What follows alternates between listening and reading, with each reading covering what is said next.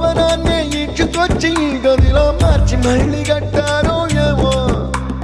మాయజాలము తెలుసు మంత్రకారడి తెలుసు రెంటి కన్న ఇది ఇంకోటేమో నీలాకాశం నేలాకొస్తే ఇట్టాగే ఉంటాదో ఏమో ఈ సంతోషం దాచాలంటే హృదయాలు ఓ వంద కావాలేమో ఇంతందంగా ఉంటుందా ఈ లోకం ఇన్నాళ్ళు ఈ మనసుకి తెలియాలే